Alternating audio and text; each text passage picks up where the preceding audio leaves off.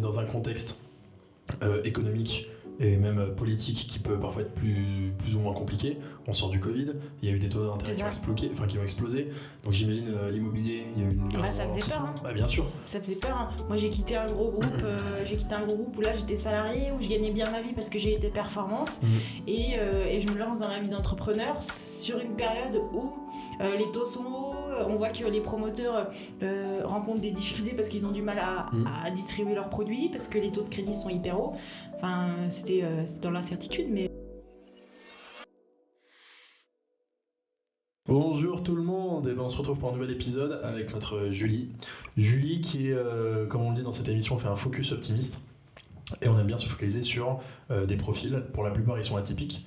Julie, elle a plein de choses à nous dire, c'est une grande sportive, qui est aussi monitrice de ski. T'apprends aux gens à skier. C'est type ça. de catégorie, j'imagine. Bon, les jeunes, les moins jeunes. Moi, j'adore les petits enfants. Pour passer c'est hyper mignon. C'est ça, les piou-piou. Les piou-piou. Donc, ce qui est marrant, c'est que elle a quand même cette facette dans sa vie et que c'est un truc qu'on montre aussi chez Optimi. On est avant tout des entrepreneurs, des indépendants, et on peut se permettre d'avoir ce genre de vie, de lifestyle, de work vivre un peu cette passion.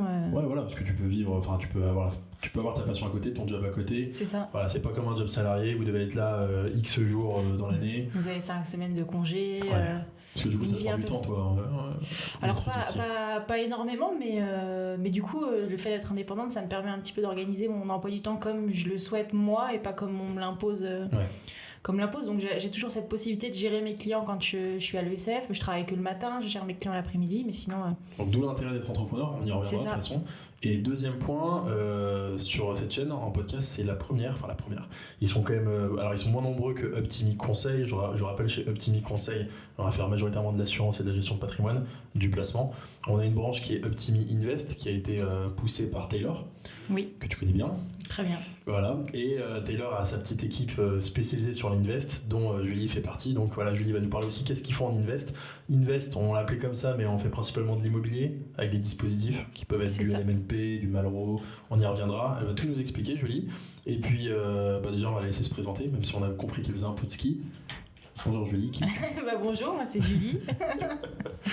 Et du coup, je suis chez Optimi et puis en parallèle, moi je suis monitrice de ski dans une belle station qui s'appelle La Plagne. Je sais pas si tu connais. Si, je connais. La Plagne, les Arcs, j'y allais souvent à une période, mais bon, Domaine j'y vais paradis. pour d'autres raisons. Ah bon?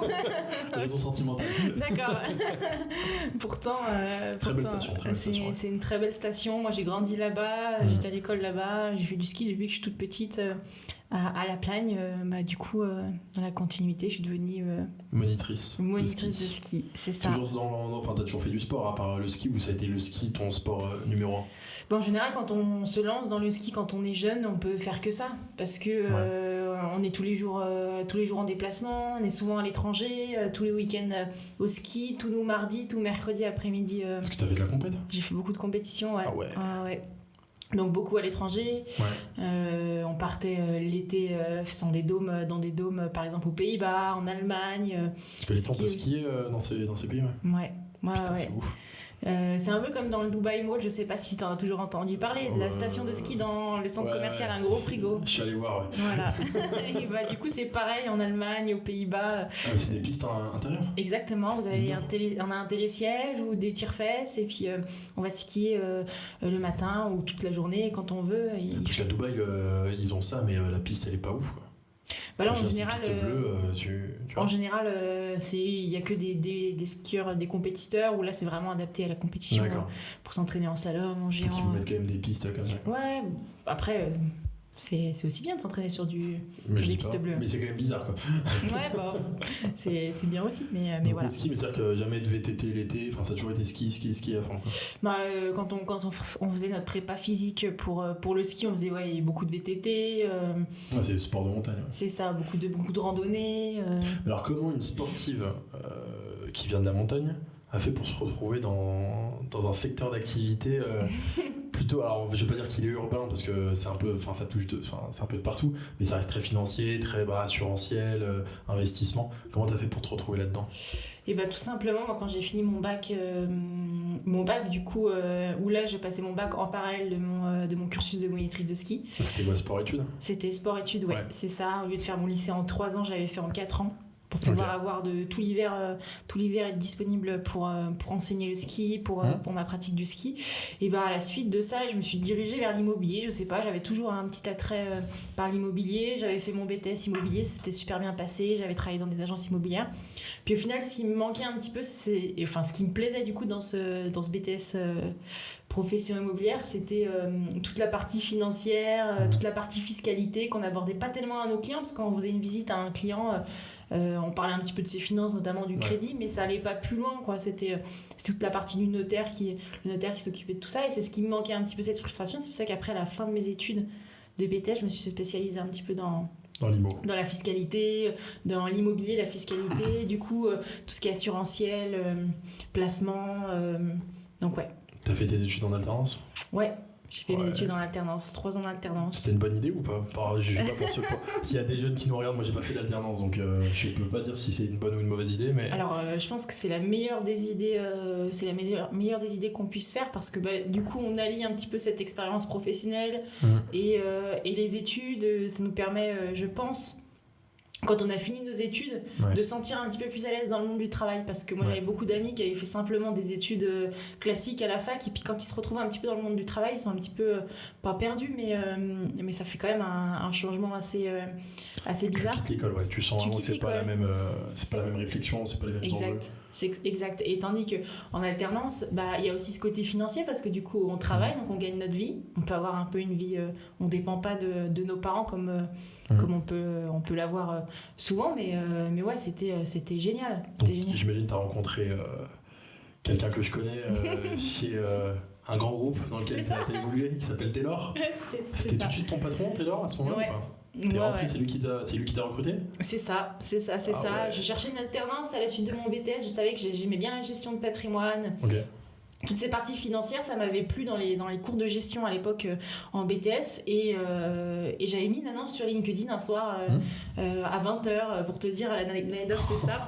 Un soir à 20h sur LinkedIn, comme quoi je cherchais une alternance dans la gestion de patrimoine, n'importe où. Moi je voulais travailler, et puis j'allais me déplacer pour mon alternance, donc il n'y avait pas de débat.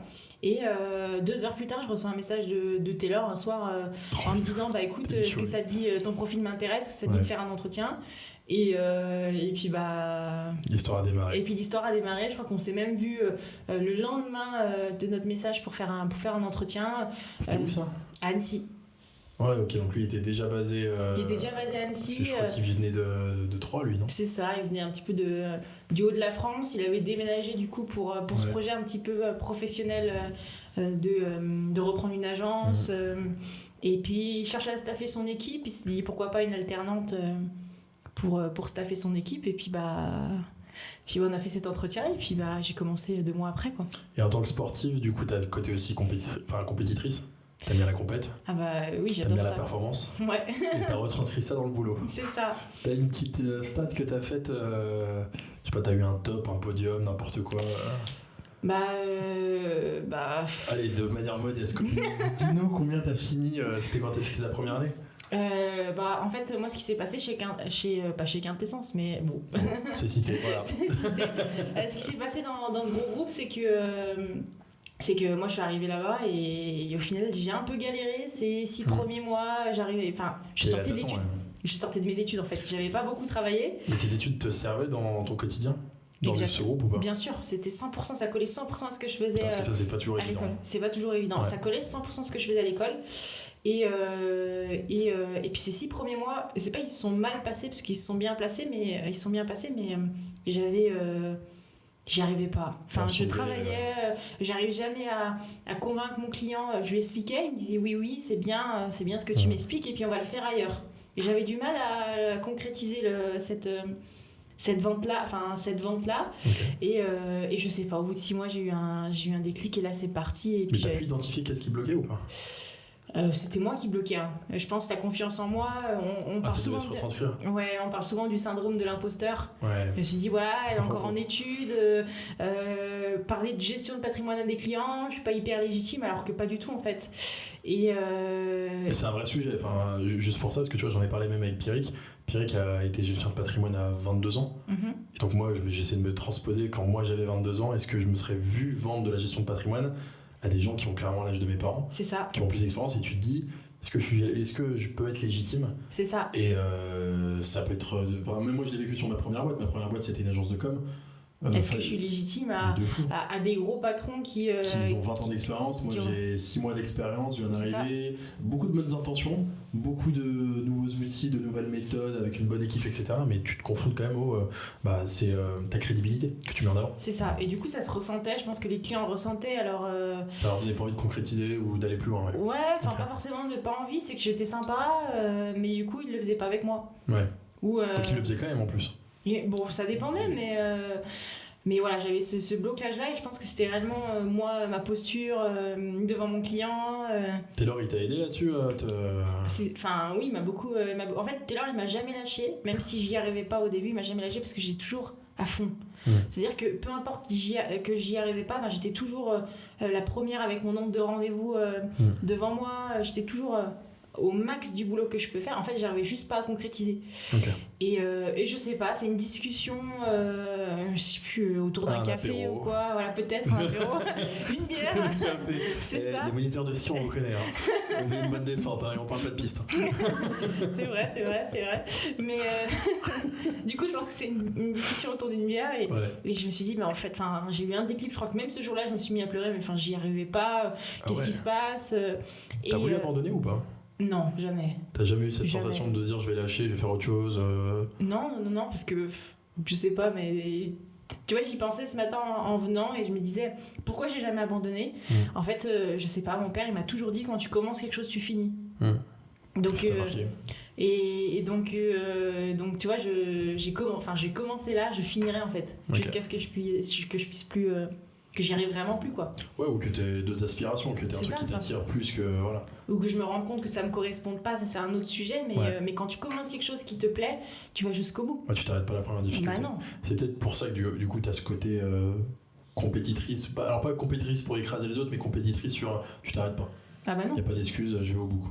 C'est clair, et puis moi dans toute ma carrière, notamment de sportive, c'est-à-dire que je me faisais mal, je me suis fait des grosses blessures, peu importe, si tu t'arrêtes un an, tu repars et tu recommences. Ouais. Enfin, c'est comme un entrepreneur, la vie d'un entrepreneur, c'est pas tout rose. C'est-à-dire qu'il va avoir des difficultés, il va...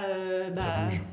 C'est ça te fait rire parce que du coup t'es dans mon cas, mais t'as des moments de down, tu te sens pas bien, et au final il faut jamais lâcher.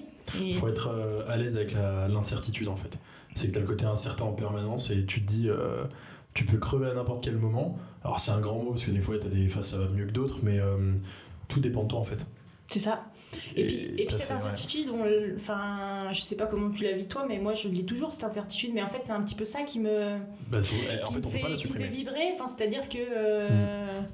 Je sais pas comment l'expliquer, mais cette incertitude, elle te fait avancer. Moi je l'explique parce qu'en fait t'as une incertitude sur toi où t'es obligé d'évoluer pour faire accroître ton activité, ton entreprise, t'es obligé de te former, t'es obligé de devenir meilleur, t'es obligé d'innover, t'es obligé d'aller chercher plein de choses, et tout ça parce que t'es dans un contexte qui évolue. Donc là, on prend l'exemple financier, gestion de patrimoine, etc. On est dans un contexte économique et même politique qui peut parfois être plus ou moins compliqué. On sort du Covid, il y a eu des taux d'intérêt qui ont explosé. Donc j'imagine l'immobilier, il y a eu ça faisait peur. Hein. Bien sûr. Ça faisait peur. Hein. Moi j'ai quitté un gros groupe, où là j'étais salariée, où je gagnais bien ma vie parce que j'ai été performante. Et je me lance dans la vie d'entrepreneur sur une période où les taux sont hauts, on voit que les promoteurs rencontrent des difficultés parce qu'ils ont du mal à distribuer leurs produits, parce que les taux de crédit sont hyper hauts. Enfin, c'était dans l'incertitude, mais... Et toute la chaîne d'ailleurs. Moi, j'avais un ami qui avait il a un groupe de... c'est un promoteur de maisons individuelles. Ok. Mais il m'a dit, post-Covid, c'est là où il a le plus galéré. C'est ça. Et à tel point qu'ils viraient, donc ils étaient une quarantaine, ils ont fini à 7. Mais en fait, on s'y attendait pas, cette phase-là, on s'y attendait pas. Alors que, bon, la hausse des taux, on entendait parler, on le voyait venir. Donc certaines boîtes ont pu anticiper cette hausse de taux en se retournant sur d'autres sujets, notamment la mienne dans laquelle je travaillais, notamment beaucoup le financier, placement, alors qu'on était vraiment orienté IMO avant. Parce que c'est ça qui t'a fait quitter cette boîte pour rejoindre Optimi, j'imagine. C'est le côté où, dans la boîte dans laquelle tu étais avant, tu étais que sur de l'IMO. Alors, on faisait beaucoup d'immobilier, oui. En tout cas, notre cible client, c'était beaucoup de l'immobilier, enfin des clients qui voulaient investir dans l'immobilier, et le placement aussi. Et on n'avait pas cette partie, ce côté assurantiel. C'est-à-dire qu'un client qui n'était pas... qui n'avait pas la possibilité d'investir dans l'immobilier déjà financièrement, ou c'était pas le moment simplement dans son parcours de vie, dans ses projets, et je pouvais lui faire rien d'autre. Parce que j'avais pas la possibilité de le faire. Monsieur, madame, monsieur travaille, madame travaille pas, s'occupe des enfants, monsieur gagne très bien sa vie. S'il arrive quelque chose à monsieur, qu'est-ce qu'on fait ? Le crédit, c'est quelque chose de très bien parce qu'il y a une assurance derrière qui permet, en cas de décès, de rembourser ce crédit-là. Mais s'ils peuvent pas investir dans un immobilier, tu fais rien du coup. Je pouvais rien faire. Tandis que là, aujourd'hui, quand on a cette partie assurantielle, on peut leur proposer d'autres assurances, assurance décès, assurance garantie accident de la vie. Tu peux vraiment t'adapter par rapport aux besoins de ton client. C'est ça. Ce qui est le cœur du métier d'ailleurs, parce que si tu peux pas... mais c'est clair, avoir la possibilité de tout faire. Et moi, j'ai eu de la chance, c'est en quittant ce groupe-là, cette partie assurantielle que je connaissais pas... que j'avais pas pratiqué pendant mon alternance, du coup, et ma période dans CDI, parce que j'étais embauchée par la suite en CDI. Je l'avais quand même appris à l'école, donc je suis arrivée ici, j'étais quand même pas... Tu l'as appris à l'école ? C'était de la gestion de patrimoine global que j'avais fait à l'école, donc j'avais de mes collègues qui travaillaient dans les assurances, moi j'étais vraiment dans la gestion de patrimoine ou dans la banque, et cette partie assurantielle je l'avais pas utilisée dans le gros groupe où je travaillais, donc j'avais quand même les compétences techniques, mais j'avais pas la possibilité de le... C'était frustrant. De pratiquer, C'était frustrant. Des clients en avaient besoin, mais je pouvais pas le faire. Donc, chez Optimi, tu pratiques, c'est bon. C'est bon. T'es formé. En fait, est-ce qu'il y a eu un gap entre ta formation et ce que t'as vraiment fait sur le terrain d'un point de vue assurantiel chez Optimi ? T'as dû devoir est-ce que t'as dû, je sais pas, je prends l'exemple des fonds structurés. Tu l'as vu ça à l'école, ce que c'était des fonds structurés ? On l'a jamais vu. Putain, c'est abusé. On l'a jamais vu. Enfin, on parlait un petit peu. Après, je pense qu'il faut spécialiser encore plus dans les études, mais en tout cas, dans les études que j'ai faites, on ne l'a pas vu. Mais t'apprenais la base, ce que c'était une assurance vie. Ce que c'était une assurance vie, comment on pouvait la monter, comment l'adapter en fonction du client, mais réellement, par exemple, qu'est-ce que c'est un fonds structuré, pourquoi c'est l'idéal en ce moment, enfin, il y a des périodes, il n'y a pas de période, enfin, on n'avait pas toutes ces notions-là, et même dans le gros groupe dans lequel je travaillais, on n'avait pas... sur la fin de ma carrière là-bas, on le faisait de plus en plus parce que l'immobilier allait de plus en plus mal, donc il fallait un petit peu se diversifier. Et là, on l'a appris, mais moi, à l'école, je savais pas du tout. Là, aujourd'hui, l'immobilier, ça va mieux selon ce que toi, tu as vu de ta carrière pro ? Moi, je pense pas qu'il y a un moment où ça allait pas bien, parce que l'immobilier, ça allait toujours... ça bouge toujours, L'immobilier, c'est toujours un appartement, c'est difficile de lui faire baisser sa valeur. Ce qui était compliqué, c'était les taux d'intérêt. Donc, c'est-à-dire des clients qui avaient la possibilité d'emprunter 100 000 euros il y a 2 ans, ils pouvaient emprunter, je vous dis une bêtise, j'ai pas les chiffres, mais ils pouvaient emprunter que 60 000 euros dans cette période de hausse des taux. Donc, on avait cette enveloppe d'endettement qui était relativement basse pour certains clients, donc difficile d'investir. Mais aujourd'hui, on avait toujours les mêmes opportunités. Puis, un client qui emprunte à un taux à 4% aujourd'hui, dans 2 ans, il peut très bien renégocier son crédit. Mais il n'a aucune certitude pour le renégocier. Mais ça se trouve qu'il va emprunter à 4%, mais dans 3 ans, les taux, ça ne sera pas 4%, mais ça sera 10%.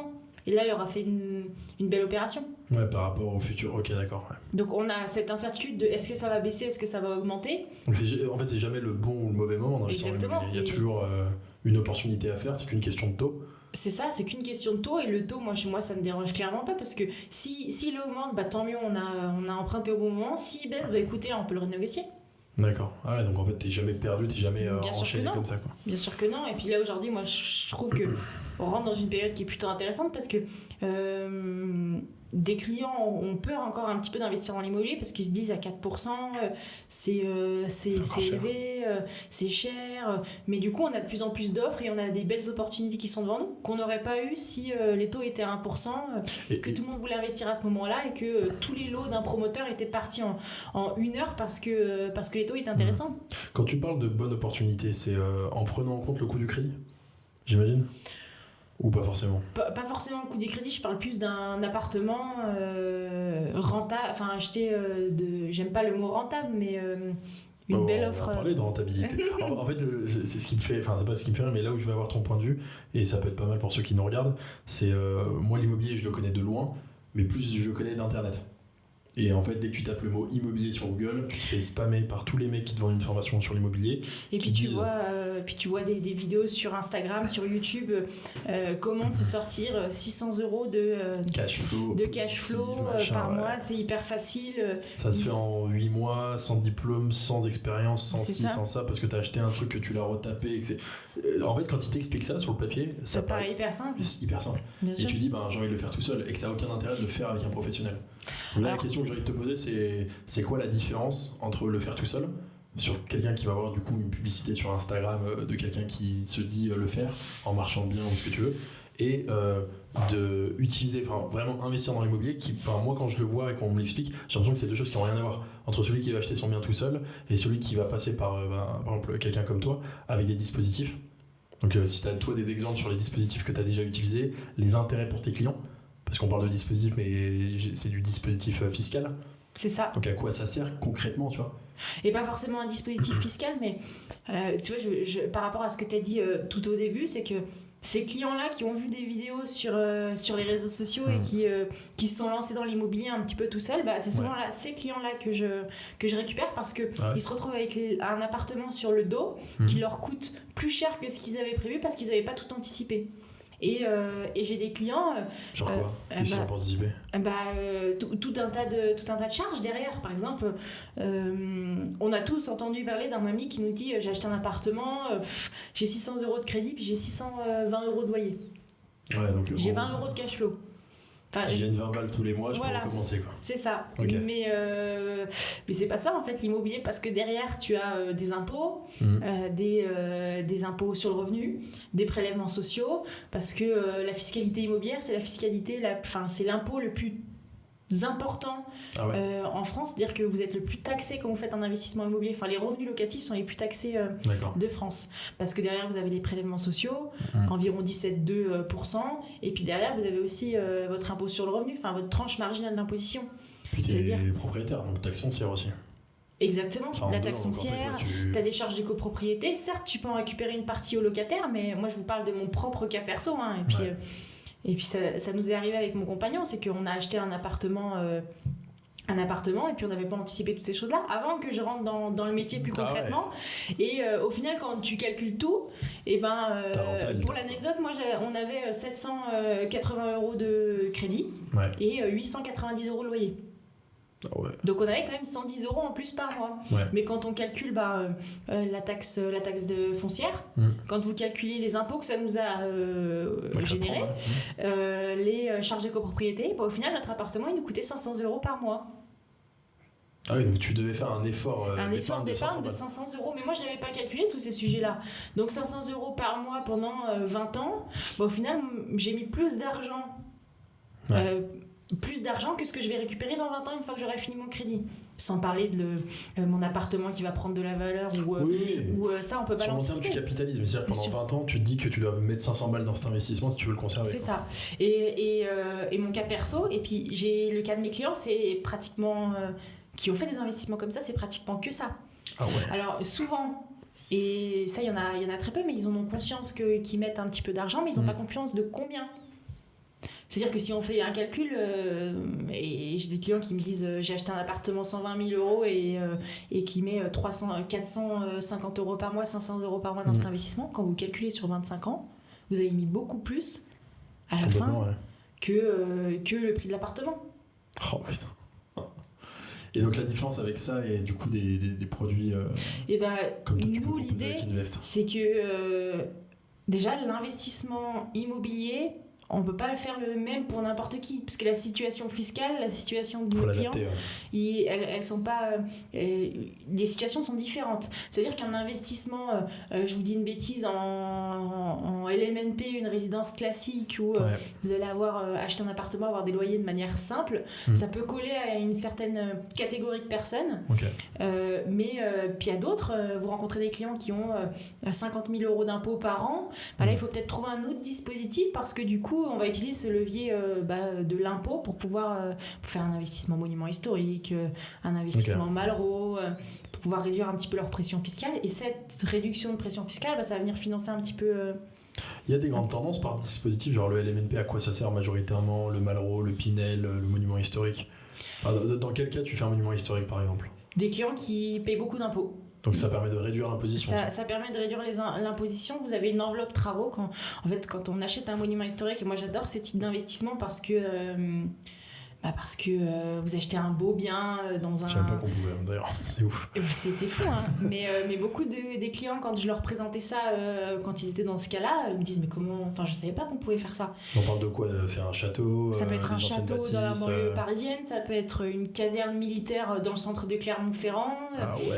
Ça peut être une église, une petite chapelle qu'on rénove et qu'on fait des appartements dedans. Et en fait, vous rénovez avec des travaux, et ces travaux-là, vous pouvez venir les imputer à vos revenus. Donc on n'achète pas le bien en soi ? Si, on achète le bien plus une enveloppe travaux.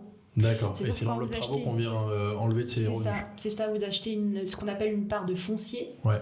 Puisqu'aujourd'hui, un château qui est en ruine, il ne vaut pas très très cher, donc vous achetez une part de foncier. Ouais. Et puis là, le promoteur, lui, a packagé une enveloppe travaux, et cette enveloppe travaux, elle va venir se rajouter à votre prix d'achat, et puis vous allez pouvoir le déduire de vos revenus. Mais donc ça, après, on est propriétaire du château. Exactement, vous pouvez louer. Donc on peut faire de la location, mais ça c'est intégré dans le produit ou C'est intégré dans nos simulations, c'est-à-dire que nous, quand on propose un dispositif comme ça, et c'est hyper intéressant, on leur fait des simulations chiffrées de toute la durée de l'investissement. Okay. C'est-à-dire que pendant 1 ou 2 ans, certes, il va falloir faire la rénovation, mais comment ça va se passer du point de vue financier? La banque, elle va débloquer une certaine somme à chaque fois. Comment on va gérer ça, nous, notre flux de trésorerie personnel? Nous, on accompagne nos clients sur ça. Après, une fois que tout va être mis en place, une fois que le bien va être fini, il va y avoir la visite, et là, on va pouvoir mettre un locataire dedans. Okay. Et une fois que le locataire va être dedans, dans le cas du monument historique, on est obligé de louer 100 meubles. Donc pendant 3 ans, vous êtes obligé de louer 100 meubles. Okay. Et puis au bout des 3 ans, si on a envie de faire du Airbnb, faire autre chose, là on peut faire ce qu'on veut à la fin de ces 3 ans. Et puis nous, on accompagne nos clients pour les faire, pour choisir le bon dispositif. Okay. Et le faire coller à leur situation. J'ai des clients, et c'est rare, mais un client qui me dit voilà, j'ai envie de réduire mes impôts. À la fois dans 5-6 ans je suis à la retraite. Ouais. Qu'est-ce qu'on pourrait faire en fait pour allier ça et avoir un bel investissement où je peux en profiter dans 6 ans? Okay. Un monument historique, vous êtes obligé de le louer 3 ans après la fin des travaux. Donc ça collait 2 ans de travaux, 2-3 ans de travaux, 3 ans de location. Au bout de 6 ans, il avait son monument historique, un beau bien à Avignon. Là, c'est le cas d'un appartement à Avignon. Mais dans le cas d'une caserne, du coup, tu loues à qui en fait ça? On peut louer à n'importe qui. On peut louer à n'importe qui. Ça peut être, par exemple, cette caserne-là ou un beau bien, par exemple, à Clermont-Ferrand. Ouais. Vous allez le louer à quelqu'un qui travaille à Michelin, par exemple, parce que cet endroit, c'est dynamique, vous avez de grosses entreprises. Je peux le louer à une entreprise, je peux le louer à qui je veux. Et puis, à la fin de ces 3 ans, si j'ai envie de faire un petit peu plus de... J'aime pas ce mot, de rentabilité, de cash flow, mais pourquoi pas faire du Airbnb? Un appartement classé monument historique où vous allez avoir des belles pierres à l'intérieur, des voûtes. Des fois, dans certains monuments historiques, vous allez avoir des vitraux. Enfin, c'est magnifique. Vous pouvez le louer en Airbnb. En Airbnb, vous allez avoir des clients. Enfin, moi, je sais pas si je vois sur Airbnb entre l'appartement de l'immeuble d'à côté et à côté pour juste un petit peu plus cher un monument historique. Ouais, je crois qu'ils ont une catégorie atypique, un truc comme ça où tu peux louer des trucs de fou là. Ça peut être hyper intéressant. Et puis après, on peut adapter cette fiscalité à ce moment-là. C'est notre rôle en fait d'accompagner nos clients pour ça, mais une fois qu'on le met en monument historique, la location, comment ça va se passer, ça va générer de l'impôt, mais ça, il faut le prendre en compte dans notre flux de trésorerie. Une fois qu'on a fini cette partie location nue, qu'est-ce qu'on va faire en Airbnb? Ça va nous générer des impôts, on va avoir un petit peu plus de revenus. Donc c'est intéressant, il faut le calculer tout ça. Mais t'as dit que t'aimes pas le mot rentabilité. Pourquoi t'aimes pas le mot rentabilité? Parce que quand on fait un investissement IMO, la plupart, j'imagine, posent cette question. Est-ce que ça va être rentable ou pas? Alors rentable, ça dépend de l'objectif de ton client. Ça peut être rentable à l'instant T, ça peut être rentable dans 10 ans. C'est quoi l'objectif de ton client? Okay. C'est-à-dire qu'un client, il va te dire moi, l'objectif de cet investissement, c'est que dans 20 ans, je puisse le transmettre à mes enfants, que ce soit rentable pour mes enfants, que dans 20 ans, j'ai des revenus au moment d'être à la retraite, des revenus en plus. Okay.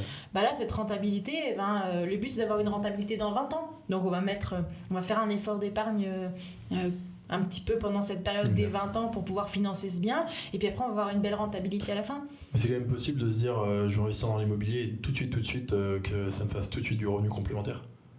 C'est accessible ou ça reste de l'utopie? Mais vous verrez beaucoup des vidéos sur YouTube, vous avez des...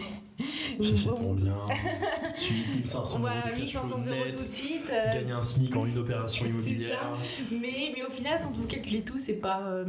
c'est difficilement réalisable, c'est pas impossible, j'imagine. Puis en général, pour tout vous dire, je sais pas, mais moi j'ai cette réflexion-là, c'est ces gens-là, quand ils font ces vidéos sur YouTube, déjà s'ils font ces vidéos sur YouTube et qu'ils font payer leur formation, c'est déjà qu'ils gagnent pas réellement grand chose avec les opérations qu'ils leur ou peut-être qu'ils veulent gagner un petit peu plus, je sais pas, mais en fait moi j'ai un avis là-dessus sur les formations parce que j'en vends, mais notamment pour créer des sites internet ou autres. Évidemment, quand tu vois le modèle économique de la formation, c'est tellement plus facile à distribuer et plus facile à commercialiser que soit de faire des sites internet, soit de faire de l'immobilier, que naturellement t'as envie de mettre plus d'efforts.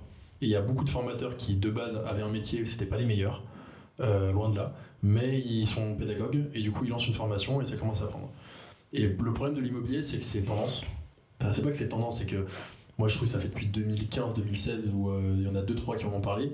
Les gourous là, les Christopher Wangen, les Cédric Anissette et compagnie, c'est bien, ils ont démocratisé le truc. Je pense que eux, ils font partie des gens qui ont vraiment fait de la thune avec l'immobilier parce que ça se voit dans leurs opérations, dans ce qu'ils font. Puis après t'as une flopée de mecs qui sont arrivés derrière et qui en fait c'est pas qu'ils font rien, parce que tu vois, même moi j'avais discuté avec une des je citerai pas le nom, mais voilà, ils ont aussi une formation. Ces deux gars, ils sont à fond dedans. J'ai eu affaire à une des nanas qui fait le closing en fait chez eux, donc elle m'a posé des questions, etc. En fait, quand je lui ai demandé de me dire qu'il y a quoi dans la formation, comment je suis réellement accompagné, c'est pas que c'est du fake, mais c'est du flan, quoi. C'est que de la T. T'es une communauté, t'es pas tout seul. On a un système, on a un calculateur de travaux, c'est un Excel avec des additions, des soustractions et puis basta. Voilà. Je dis mais c'est pas opérationnel pur, tu vois, et donc au moment où tu t'y connais pas, c'est compliqué, et c'est pour ça que moi quand j'en ai parlé avec Taylor de ce qu'on fait dans l'Invest, t'es accompagné, tu fais du vrai investissement immobilier, t'es accompagné et tu vas pas te tirer une balle dans le pied. De A à Z, notamment, cette notion-là, et moi j'aime pas trop parce que dans leur formation ils en parlent pas, mais cette notion de fiscalité. Cette notion de fiscalité, on se rend pas compte, un client qui est dans une tranche à 30 ou même dans une tranche à 11% marginal d'imposition, vous rajoutez ça les prélèvements sociaux, ça veut dire que vous avez 47% de vos revenus, moins l'abattement, qui sont imposés. C'est relativement énorme et il faut l'anticiper. C'est pour ça qu'il faut être entouré pour le faire. Mais ce type d'investissement où vous sortez énormément de cash flow tout de suite, alors c'est possible, mais il faut avoir c'est des investissements où vous mettez du temps dedans. C'est-à-dire que vous allez acheter un studio complètement à refaire, et là vous allez mettre pas cher du tout et vous allez tout faire vous. Et puis au final vous n'aurez pas mis beaucoup dans cet appartement et ça vous générer des revenus en plus de votre loyer. Là, tout calculer, c'est possible. Ou en tout cas un investissement ISO. Ouais, parce que tu viens pas mettre du fric là-dedans, tu viens mettre du temps. Si t'as du temps, ok, et t'as la compétence en même temps. C'est ça, et aujourd'hui, pas tout le monde a la compétence pour installer du placo, pas tout le monde a la compétence pour faire de la plomberie, pour faire de l'électricité, et au-delà de la compétence, du temps. C'est-à-dire qu'aujourd'hui, vous travaillez toute la journée, vous avez des enfants à la maison, en plus, il faut rataper un appartement. C'est pas ouf, quoi. C'est pas... le temps... Quand on en a, c'est top, mais aujourd'hui, il y a beaucoup de Français qui ont pas Après, c'est peut-être pas aussi besoin de tes clients, parce que peut-être que les clients que toi t'as aujourd'hui, c'est pas forcément les clients qui vont être qui vont regarder. Alors, tu me l'as dit tout à l'heure, mais est-ce que c'est des clients qui vont regarder les vidéos sur YouTube de comment s'enrichir avec l'immobilier? Or, toi, moi, de ce que je vois un peu, ce que vous faites chez Invest, c'est plus des clients qui veulent un investissement immobilier, mais piloté en automatique. Bien sûr. Je l'avais vu sur la résidence de service, notamment, ce que me parlait Taylor, c'était royal, quoi. C'est quoi que tu fasses, tes loyers tombent. C'est ça. Et en fait, t'as pas de gestion à faire, de régie à gérer, de locataire, est-ce qu'il y a d'impayé ou pas d'impayé. C'est en automatique. Ça rapporte moins, de ce que j'ai compris. Ça rapporte quand même. Alors ça rapporte, c'est pas que ça rapporte moins, c'est c'est un investissement différent. Vous allez avoir un appartement qui est complètement géré par un gestionnaire. Donc là, d'où l'importance d'avoir un bon gestionnaire qui va bien gérer votre bien. Ça peut être une résidence étudiante, ça peut être une résidence senior. Et derrière, en fait, tous ces revenus ils vont être défiscalisés. Ah ouais. Donc derrière, quand vous calculez tout, certes, ce ne sera pas une rentabilité comme on peut vous promettre à 10% toutes les années, c'est beau, c'est magnifique, mais par contre vous allez avoir une rentabilité à 4%, imaginons une moyenne, nette, enfin pas nette, parce que quand vous enlevez par exemple la taxe foncière, tout dépend en fait du gestionnaire avec qui vous le faites cet appartement. Il y a un bail commercial qui vous lie avec ce gestionnaire. Et dans ce bail commercial, vous avez écrit tout ce qui va se passer dans votre investissement. Qu'est-ce qui va être à la charge de quoi, vous allez payer par exemple, c'est toi qui vas payer l'eau et l'électricité, investisseur, le gestionnaire il va payer absolument rien. Là dans le bail commercial c'est pas top, tandis que dans un bail commercial qui est plutôt bien fait, vous avez le gestionnaire qui va s'occuper de toute la gestion, vous allez rien avoir à payer, uniquement la taxe foncière, les charges de copropriété ça sera le gestionnaire qui va les prendre en charge, et là l'investissement est plutôt intéressant. Et la rentabilité nette, en fait. Non, c'est ça. La rentabilité nette, elle est hyper intéressante. En plus de ça, vous n'avez pas d'impôt. Ces investissements. Parce que ça ne demande pas les revenus globaux, non, en fait. C'est ça. C'est que tu peux recommencer la même opération et tes revenus restent les mêmes. Exactement. Déclaré, je parle. Exactement. Il y a un mécanisme comptable qui vous permet de déclarer vos revenus et de déclarer au final zéro avec le jeu de l'amortissement. C'est hyper intéressant. C'est à la portée de monsieur, madame, tout le monde bien sûr. Non, mais financièrement, oui, mais intellectuellement parlant.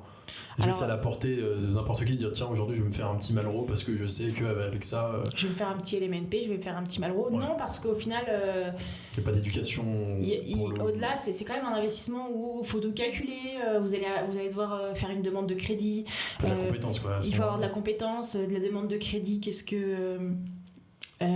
Pendant la phase de travaux, il ne faut pas que je paye mon crédit, il faut qu'il y ait un différé pendant la période de travaux. Une fois que j'ai mon premier locataire, comment ça se passe, comment je vais déclarer mes revenus derrière. C'est-à-dire que certes, j'ai acheté un monument historique par exemple, mais comment je vais déclarer mes revenus derrière. Que le formulaire, quoi. Quel formulaire ils vont prendre. C'est ça. En LMNP, quand j'ai acheté une résidence de service, comment je fais pour déclarer, je dois sortir une liasse fiscale, ce qu'on appelle, il faut être entouré d'un comptable, parce que je connais un bon comptable. Nous, on s'occupe d'accompagner nos clients de A à Z, parce que à chaque étape du projet, il y a des phases importantes et on peut pas tout connaître parce que c'est pas le métier de nos clients, c'est notre métier à nous, et on est là pour leur apprendre, simplement. Ouais, ou pour leur apprendre ou pour faire, comme je dis, un peu en pilotage automatique. C'est ça. Ils sont pas obligés de tout savoir à partir du moment où ils veulent investir sereinement dans l'immobilier et sans se prendre la tête en dépensant le minimum de temps. Parce qu'en même temps, vous faites pas que ça, moi j'avais vu aussi avec Taylor, vous avez une vision globale de la situation du client. Exactement. Parce que vous faites aussi de l'assurance de l'autre côté. Et que, comme tu as dit, un client qui, je sais pas, il a un héritage, il y a 300 000 euros qui tombent, tu sais qu'avec ça, il peut aller faire de l'effet de levier sur du crédit, mais qu'il peut aussi garder de l'épargne de précaution. Mais que, tu vas pas lui dire tout de suite, si tu n'avais que de l'IMO à vendre, prenez vos 300 000, on achète cash en bien.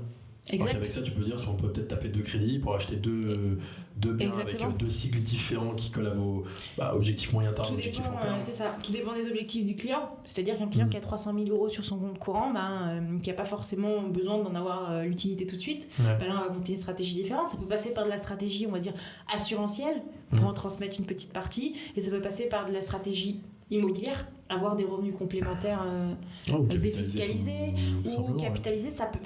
Nous on s'adapte simplement, on s'adapte à nos clients. C'est-à-dire qu'un client qui a clairement pas le profil immobilier, parce que t'y vas pas.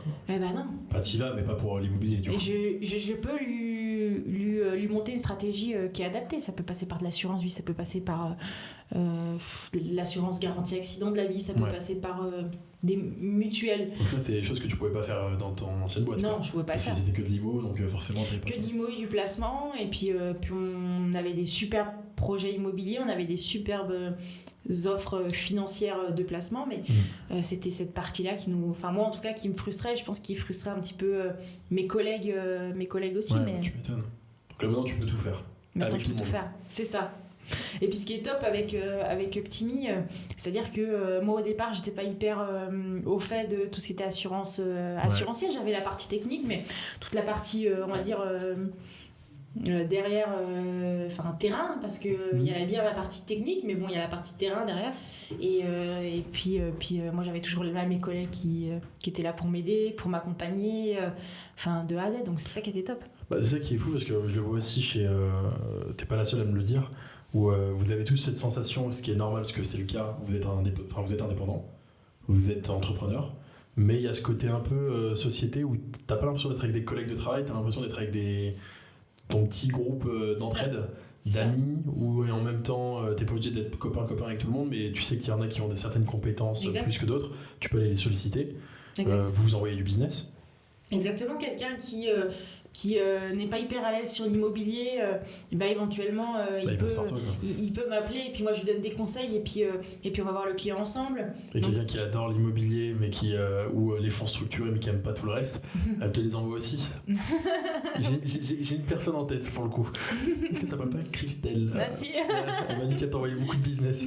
Parce qu'elle c'est un peu le bulldozer sur les elle fait quoi en ce moment? Elle fait quand même beaucoup d'assurance vie, de fonds structurés. C'est ça, et puis la mutuelle elle est pas hyper à l'aise. C'est toi qui gères, ouais. Et puis moi je suis plutôt à l'aise sur cette partie-là, la partie mutuelle, assurance de prêt, et puis on s'entraide parce qu'elle a des clients qui doivent, on doit les aider sur ces sujets-là, et vu qu'elle est pas hyper pas au fait, mais vu que elle a... c'est pas que c'est pas sa tasse de thé, mais elle est plus performante et plus pertinente à faire. Et puis ça lui plaît moins. Ça lui plaît moins, donc ça c'est moi qui et c'est ça qui est cool, c'est que vous avez le choix en fait. Si t'as envie de vendre qu'un type de produit ou faire un seul type de méthode, t'es pas là et dire il faut que tu me vendes tant de LMNP, tant de Malraux, tant de Malchin, tant d'assurance vie, tant de mutuelle. Je sais pas si t'avais des objectifs comme ça avant. J'avais pas des objectifs, mais j'avais quand même cette pression-là, parce que derrière, j'avais ma rémunération qui dépendait beaucoup de ma performance, et j'étais poussée des fois un petit peu à aller encore plus. J'ai jamais, on va dire, refourgué un bien immobilier à un client, ça collait pas. Ouais. Mais en tout cas, je travaillais tout le temps pour atteindre mon objectif, quoi. T'avais le temps de faire du ski, du coup? Au final, c'est ces 2 ans-là où j'ai passé dans ce gros groupe, 2 ans et demi, j'ai pas pu faire du ski. Parce que j'avais 5 semaines de congés, mais au final, mes congés, c'était l'été ou c'était pas les premières périodes? J'étais obligée de les prendre un petit peu pendant la période où il y avait pas où beaucoup de mes clients partaient en vacances. Et j'avais pas énormément de temps pour faire du ski. C'était un petit peu frustrant. Tu m'étonnes. Parce que j'adore quand même faire du ski, j'adore enseigner. Mais c'est là que c'est un modèle comme Optimi, ça peut être bien, j'imagine, pour des jeunes qui cherchent une vocation dans l'assurance et la gestion de patrimoine, parce que t'adaptes ton style de vie comme tu le souhaites. Exactement. En fait. Et que aujourd'hui, je pense que t'es beaucoup plus performante, souriante et pertinente quand tu vas bien dans tes baskets. Exactement. Je suis convaincu de ça. Et que si pour être bien dans tes baskets, il faut que t'ailles taper 2 mois de ski l'hiver, va taper 2 mois de ski l'hiver, quoi. C'est clair. Et il faut que tu sois dans un modèle où tu peux le faire. Je dis pas que le salariat, parce que pareil, c'est un sujet, on l'abordait dans d'autres podcasts, je dis pas que le salariat c'est pas top, mais tout dépend de ton profil. Et si tu as un profil où tu as d'autres activités à côté que tu veux développer, un modèle comme Optimi, il n'y a pas mieux, quoi. C'est clair. Et puis moi, quand j'ai rencontré Pierrick au départ, il m'a dit, je me rappelle, le premier jour, il me dit punaise, c'est top, j'ai toujours adoré avoir une monitrice de ski où tu peux partir tout l'hiver faire ton ski et puis tu reviens à la fin de la saison.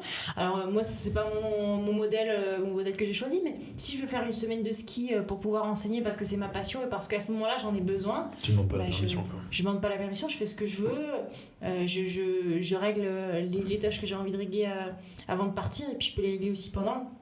Je suis indépendante en fait des 2 côtés, donc je fais exactement ce que je veux. Et donc on n'a pas répondu à la question là, dans ton ancien groupe où t'as bossé. Ta performance c'était quoi alors? Qu'est-ce que t'as réussi à faire? T'as été top 3, top 2? Non. Tu m'as dit que t'étais numéro 2 quand même. Alors j'étais c'est un top 3, un podium. J'étais le podium des alternantes, non mais c'était parmi les alternantes, mais j'ai bien performé dans le groupe lequel j'étais top 10 France en termes de nombre de ventes. Salarié plus alternante. Salarié plus alternante. C'était combien au total de conseillers? Je sais pas combien il y avait de conseillers, on était à peu près 300, je pense. 250. Sur 300 conseillers, ouais, partout en France. T'étais dans les 10 premiers en France, alors que t'étais à 50% de ton temps. Parce qu'au final... C'est normal, ouais. Moi, je sais pas, c'est ouf. Bah, c'est ouf, parce que quand on le vit, on s'en rend pas tellement compte. Je pense que tu discutes avec plein de commerciaux à l'époque qui vivent un petit peu, je dirais pas ce succès, mais cette performance, ils s'en rendent pas tellement compte. Mais au final, moi, je travaillais. C'est-à-dire que j'avais un objectif en tête, c'était... j'avais des clients, il fallait que je rencontre des clients, il fallait que j'aille m'asseoir chez un client. C'était ma priorité. C'est-à-dire qu'il fallait que je prenne des rendez-vous pour aller m'asseoir chez des clients. Et après, t'as compris qu'il fallait en plus que c'était la première étape, la première marche, et qu'après il fallait les satisfaire, comprendre leurs besoins et faire du bon business. Parce que de toute façon, tu fais du mauvais business dans ce secteur, tu tiens pas longtemps. Tes clients te recommandent pas. Tes clients te recommandent pas. Hein. Donc si tu fais quelque chose de... Enfin, moi, j'avais cette hantise. J'ai jamais... Pas cette hantise, mais moi, cette priorité, c'était distribuer quelque chose de bien à mes clients. Parce que ces clients-là, s'ils sont satisfaits, ils vont te recommander. Et ça s'est toujours très bien passé. C'est ton vecteur de vente premier, la recommandation ? C'est un des principaux, ouais. Ouais. C'est un des principaux. Et puis moi, j'ai beaucoup aussi des clients qui font des recherches sur Internet, qui sont intéressés par l'investissement immobilier, qui sont pas accompagnés du tout. Ouais. Et beaucoup aussi de mes clients avec qui j'ai fait des investissements immobiliers, à qui j'ai fait des placements, à qui j'ai mis en place des mutuelles et qui me recommandent auprès de leurs amis et qui me... La recommandation, c'est ouf. Hein. Parce que je pense que vous fonctionnez tous comme ça. Et c'est rassurant parce que tu dis, si vous fonctionnez tous avec la recommandation, c'est que vous y croyez fort, que ça marche. Ça marche très bien, mais ça marche uniquement si vous faites du bon job. Exactement. Donc c'est un gain de... Comment je peux dire ? C'est un gain de confiance supplémentaire. Parce que même quand tu t'es recommandé, c'est-à-dire que moi demain, il y a un de mes amis qui m'appelle pour me dire tiens, rencontre cette personne, elle m'a super bien aidé, tu vas voir, ça va être génial. J'ai confiance en mon ami, donc j'ai forcément confiance indirectement en cette personne. Elle vient, j'ai pas d'a priori. C'est ça. Alors que tu vois, sur ces sujets, Pinel, LMNP, j'étais un peu dedans aussi avant sur de la génération de leads. C'était très compliqué. Les mecs qui faisaient du phoning toute la journée. Et en fait, sur 10 leads, il y a peut-être un qui veut bien t'écouter plus de 15-20 secondes. Le reste, ils entendent Pinel ou ils entendent investissement, ils disent c'est bon, c'est de l'arnaque.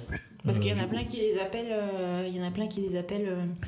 ils reçoivent 10 appels dans la journée, donc ces gens-là ils sont agacés, c'est normal. Alors que recommandé, t'as plus tendance à ouvrir ta porte quand quelqu'un est recommandé que mais bien sûr. Quand c'est une personne que tu connais pas du tout. Quoi. Bien sûr, après c'est une personne que tu connais pas beaucoup, mais après il faut créer aussi le lien par téléphone. Il faut si on fait du phoning, ça peut nous arriver en tant que conseiller, c'est se démarquer, c'est créer cette être différenciant des autres. C'est-à-dire que moi, si j'appelle un client qui a fait une recherche sur Internet, et ça peut m'arriver des fois, et il faut que j'ai un autre discours qu'une plateforme. Parce que c'est une plateforme, c'est quelqu'un qui fait que ça toute la journée, qui n'a pas tellement la notion, qui ne connaît pas tellement la situation du client. Le client qui te dit je travaille à Genève, ça va être compliqué. Moi, en fait, c'est moi qui vais le voir. Donc j'ai les compétences pour l'accompagner. Complètement. Projet pour l'avenir ? Projet pour l'avenir ? Ton avenir. Performer. Performer, je me doute bien, tu vas péter les scores, tu vas montrer à tout le monde comment on fait plein de ventes, comment on fait de l'immobilier. Mais t'as des ambitions particulières chez Aptimi en termes de que ce soit performance, formation, diverses, enfin je sais pas, est-ce qu'il y a un truc, un objectif ou une vision que tu as envie d'atteindre dans ta carrière d'entrepreneur ? Moi, ma vision, ma carrière d'entrepreneur, je sais pas. C'est pas une question piège, tu veux. Je sais que c'est pas une question piège, mais elle est intéressante cette question parce que moi, mon objectif là, à l'heure actuelle, c'est de bien gagner ma vie. Ouais. C'est de performer chez Optimi Invest, de performer chez Optimi Conseil et puis d'être à l'aise dans les baskets, allier un petit peu cette passion perso qui est le ski, cette passion pour Optimi si je peux dire et puis voilà, moi j'ai juste envie d'être bien. Il y a un lien entre assurance et sport, enfin je dirais, est-ce que t'as une cible pas de clients, mais est-ce qu'il y a des gens avec qui t'as un discours où tu sens qu'il y a une connexion qui match, tu sens qu'ils sont compris par ce que tu leur dis, tu les comprends? Et du coup, c'est beaucoup plus facile de faire du business. Je sais pas, on prend l'exemple des sportifs, les moniteurs de ski. Je suis dans leur cas, donc je comprends les problématiques qu'ils vont avoir. Un moniteur de ski va travailler tout l'hiver.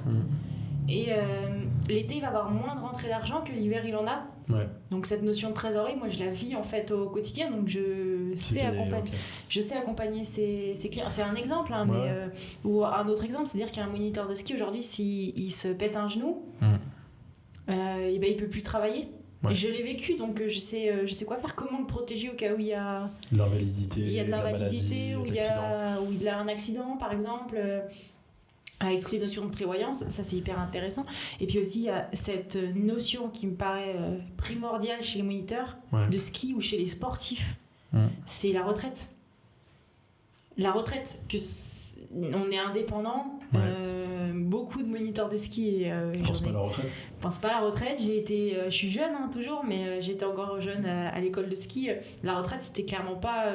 Tu penses pas? C'était pas ma priorité. Moi, ce que je pensais, c'était waouh, j'ai gagné bien ma vie. Comment je vais dépenser cet argent? Comment je vais dépenser cet argent? Sauf qu'en fait, tu te dis que si tu mets rien en place, tu peux vite te retrouver dans la merde, c'est ça? Ouais. Et j'ai rencontré des personnes. Il y a eu des cas comme ça? Ah, mais bien sûr, des vieux moniteurs, et j'en rencontre. Des vieux moniteurs dans un autre cadre, pas pour préparer la retraite parce qu'ils le sont déjà, mais des vieux moniteurs qui me sollicitent pour avoir une prévoyance alors qu'ils sont à la retraite. Parce qu'aujourd'hui ils sont obligés de continuer à travailler à l'école de ski parce qu'ils n'ont pas cotisé pour leur retraite. C'est-à-dire qu'ils n'ont pas grand-chose. Tu cotises pas quand t'es meneur? Ils ont cotisé, mais très peu, ouais. Très peu. Un indépendant, on cotise aux caisses des retraites, mais c'est très peu. C'est très peu au moment de la retraite. Ils avaient une belle surprise. Tandis que là, il faut la compléter avec d'autres supports. Ça peut passer par de l'immobilier. Ouais. Parce que l'immobilier est un bon moyen de préparer sa retraite. Bien sûr, ou ça peut passer par un plan d'épargne retraite, notamment pour les indépendants, la notion de la fiscalité, des choses comme ça. Ça peut passer par plein de choses. Okay. Et moi, je suis dans leur cas, donc je sais comment ça marche. Un investissement immobilier, il faut l'assumer tous les mois d'une certaine somme. Un moniteur de ski, il a des rentrées d'argent qui varient. Tu es obligé d'adapter. Ouais. Je suis obligée d'adapter à mes clients, par exemple pour un plan d'épargne retraite. On peut peut-être pas faire forcément des versements tous les mois. Ouais. Parce qu'arrivé l'été, il y a moins de rentrées d'argent. Complètement, ouais. Donc il faut adapter ça, et c'est des notions qui sont hyper importantes. Mais l'immobilier est un bon outil pour préparer la retraite. Bon, de toute façon, je pense qu'on continuera d'en reparler de l'immobilier. Ah bah oui. Parce que là, on a fait très court. S'il y a des personnes qui se sentent concernées, que ce soit vous êtes des sportifs, moniteurs de ski ou autres, et ben il y a Julie qui est dispo. Je pense que tu te feras un plaisir de leur répondre. Bien sûr. Pareil, si vous êtes jeune, encore en école, alternance, ou qui vous avez un parcours un peu similaire à celui de Julie, ils peuvent te contacter, j'imagine. Ouais, bien prendre sûr. Des conseils. C'est ça. Prendre des s'inspirer.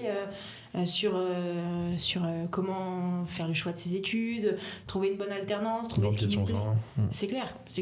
Moi, c'est vrai que tu arrives au bac, la plupart ils sont paumés. Je l'ai été aussi, je pense que tu l'as été. Mais tout le monde a été paumé. On y va un peu au feeling, quoi. Donc c'est bien d'avoir aussi le parcours de ceux qui sortent tout juste de l'école ou ceux qui ont déjà quelques années d'expérience, qui est ton cas pour le coup, et qui peuvent prendre exemple, poser des questions. Donc n'hésitez pas. On met quoi? LinkedIn, Instagram, les deux. T'as d'autres supports? Bon, LinkedIn, 06, Instagram, un 06. On met un petit 06. Un 06. Un petit 06 ou un 07, on verra. Voilà. Mais au moins LinkedIn, Instagram, s'ils veulent te poser une question. Et puis, si t'as envie de revenir sur le studio pour un prochain épisode et pour faire autre chose, t'es la bienvenue. Donc, merci, c'est gentil. Voilà. Merci à tous, on se voit pour un prochain épisode.